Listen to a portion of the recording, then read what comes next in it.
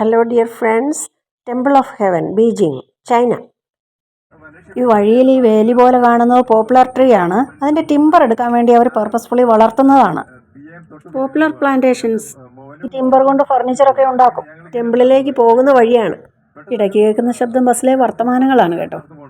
ഇത് ടെമ്പിളിലേക്ക് കയറാനും ഇറങ്ങാനും ഒക്കെയുള്ള കവാടമാണ്. പാസ് എടുത്താണ് കടന്നു പോകേണ്ടത്. 3 നിലകൾ പോലെ 3 സ്പേസ് കാണുന്നില്ലേ?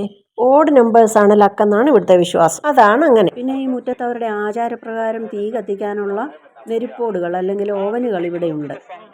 ബാക്കിയൊക്കെ ഞാൻ ആ പിക്ചേഴ്സ് വരുമ്പോൾ പറയാം. ചൈനക്കാർ സൂപ്പർസ്റ്റീഷ്യസ് ആണെന്ന് നേരത്തെ പറഞ്ഞിരുന്നല്ലോ. അതുകൊണ്ട് തന്നെ അവർ ഓരോന്നിനും ഓരോ കളർ നിശ്ചയിച്ചിട്ടുണ്ട്. സ്വർഗം അല്ലെങ്കിൽ ഹെവൻ എന്നുള്ളതിന് അന്ന് blue colour and number is 9. ദൂരെന്ന് നോക്കുമ്പോൾ വലിയ 3 സ്പിയേഴ്സേ കാണുന്നുള്ളൂവെങ്കിലും 9 സ്പിയേഴ്സ് ഉണ്ട് അവിടെ എന്നാണ് ഈ ഗൈഡ് പറയുന്നത്.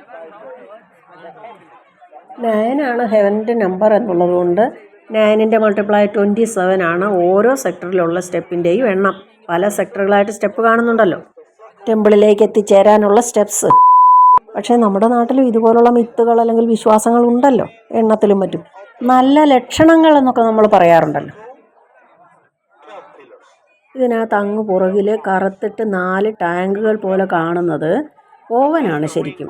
അത് 4 എണ്ണമല്ല, കുറേ എണ്ണമുണ്ട്. നല്ല വിൻ്റർ ആകുമ്പോൾ അതിന് ഇഷ്ടമുള്ള അത്രയും ഫ്യൂവലൊക്കെ സ്പെഷ്യലാണ്. അവർ ഉദ്ദേശിക്കുന്ന സാധനങ്ങളിട്ട് കത്തിച്ച് അതിൻ്റെ പുക എവിടെയെല്ലാം പോകുമ്പോഴേക്കും അതൊരു പുണ്യമായി. ഓരോരോ മിത്തിൻ്റെ അടിസ്ഥാനത്തിലാണല്ലോ ഇതെല്ലാം ചെയ്യുന്നത്.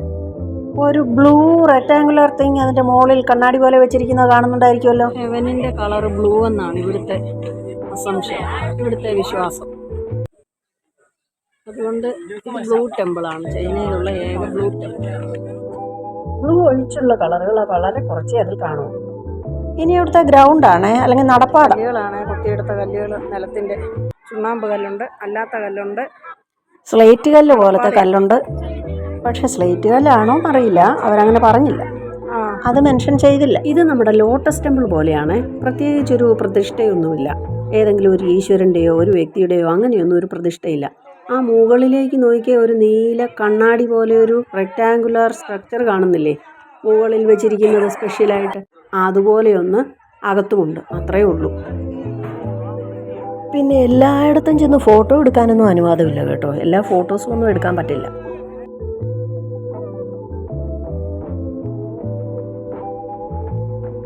ഈ പിക്ക് നല്ല ബ്ലൂ ആയിട്ട് കാണുന്നുണ്ട്. ഒരു ഇരുണ്ട നീലയാണത്.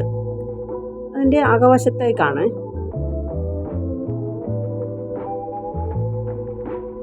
ഇതൊക്കെ അതിൻ്റെ ചുറ്റുമുള്ള ചുറ്റമ്പലത്തിനകമാണ്. മെയിൻ ടെമ്പിളിന് ചുറ്റും പല പല ചെറിയ ടെമ്പിൾസ് ഉണ്ട്. അതാണ് ചുറ്റമ്പലം എന്ന് പറയുന്നത്. ഇതൊക്കെ നമ്മൾ പോകുന്ന വഴിയിൽ കാണുന്ന ഗ്രീനറിയാണ്. ഇടയ്ക്കിടയ്ക്ക് ഗ്രീനറി കാണുന്നത് നല്ല രസമല്ലേ.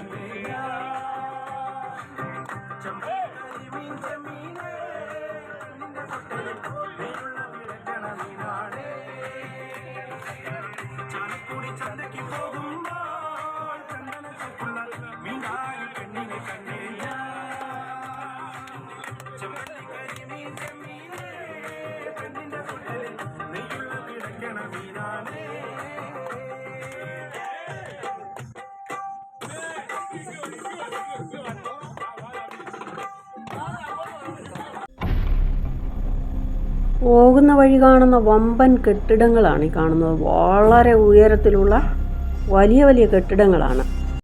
നൈറ്റിലെ കെട്ടിടങ്ങൾ ഇലൂമിനേറ്റഡ് ആകുമ്പോൾ നല്ല ഭംഗിയാണ് കാണാൻ.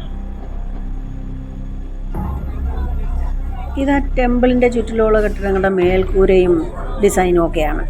തിരക്കിൽ ഓടുന്നതിൻ്റെ ഇടയ്ക്ക് അത്ര ക്ലിയർ ആയിട്ട് എടുക്കാൻ പറ്റിയില്ല. Thank you all.